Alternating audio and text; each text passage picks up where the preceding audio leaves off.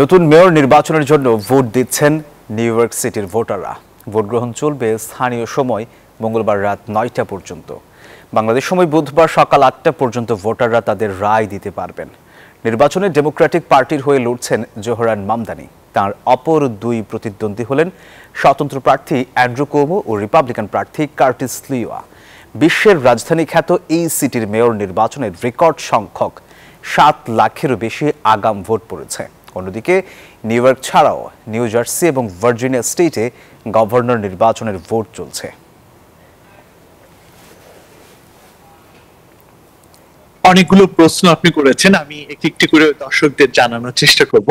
প্রথম কথা হচ্ছে যে বাংলাদেশিদের যে উপস্থিতি আমি লক্ষ্য করেছি এবং অতীতে যে কোনো সময়ের তুলনায় বাংলাদেশিরা এবার ভোট কেন্দ্রে ভোট দিচ্ছেন এবং বিপুল উৎসাহ উদ্দীপনা নিয়ে ভোট দিচ্ছেন এবং বাংলাদেশিদের একটা সত্যিকার অর্থে পুরো অংশই চাচ্ছেন জোহরান মামদানি ক্ষমতায় আসুক এবং মেয়র হিসেবে দায়িত্ব পালন করুক। এর জন্য অনেকগুলো কারণ রয়েছে। প্রথম হচ্ছে অভিবাসীদের ব্যাপারে এরই মধ্যে উনি অনেকগুলো পদক্ষেপের কথা বলেছেন। আপনি জানেন যে ৪৬,০০০ প্রায় বাংলাদেশি ফুড স্ট্যাম্প সুবিধা পেয়ে থাকে, তো তাদের সুবিধা অর্ধেক হয়েছে। অর্থাৎ যে মান্থলি যে ফুড তারা পেত, এটা কিন্তু অলরেডি ডোনাল্ড ট্রাম্প এসে সেই খাবার যে প্রদানটা ফুড স্ট্যাম্পের সেটা অর্ধেক করে দিয়েছে।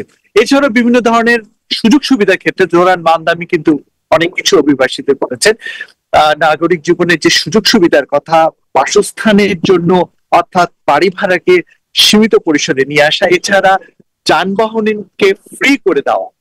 আপনাকে একটি কথা স্পষ্ট ভাবে বলে রাখি যে রিপাবলিকান প্রার্থী যে কার্টিস, এরই মধ্যে কিন্তু জনগণ বুঝে নিয়েছে যে সে আর মেয়র হচ্ছে না, কারণ ডোনাল্ড ট্রাম্প শেষ মুহূর্তে রাজনীতির মার প্যাচে উনি কিন্তু অ্যান্ড্রু কুওমোকে সমর্থন দিয়ে ফেলেছেন।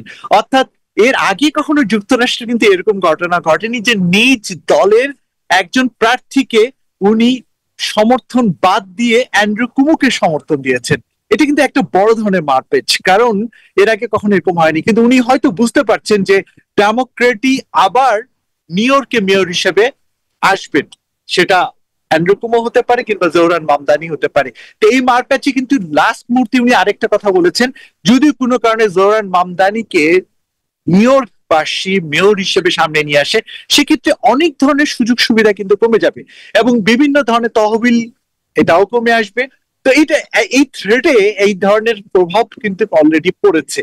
আর সত্যিকার অর্থে 5.3 মিলিয়ন যে ভোটার রয়েছে, এর মধ্যে কিন্তু 14% ভোট পড়ে গেছে। তো আজকে রাত 9টা পর্যন্ত ভোট চলবে এবং তারপরে 4 ঘন্টার মধ্যে কে হবে নিউ ইয়র্কের মেয়র, এদিকে কিন্তু সবাই তাকিয়ে আছে। তো যে জরিপগুলো সবসময় হয়ে থাকে নিউ ইয়র্কের মেয়র বলেন, প্রেসিডেন্ট ইলেকশনে বলেন, যে কোনো ক্ষেত্রেই সেই জরিপগুলোর ফলাফল কিন্তু সবসময় একিউরেট হয় না।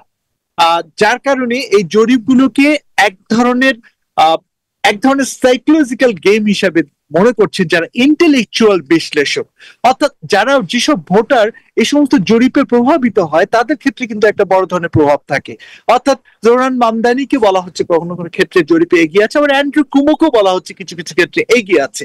তো এই দুইজনের মধ্যেই আসলে এখন মেয়র নির্বাচন হবে এমনটি মনে করছেন বিশেষজ্ঞরা, কারণ ডোনাল্ড ট্রাম্প যেহেতু তার নিজের প্রার্থী রিপাবলিকান প্রার্থীর উপর সমর্থন হারিয়ে দিয়েছেন, অর্থাৎ তার পদ্মা সেতু, মেট্রো রেল এবং এলিভেটেড এক্সপ্রেসওয়ে নির্মাণের গর্বিত অংশীদার বসুন্ধরা সিমেন্ট।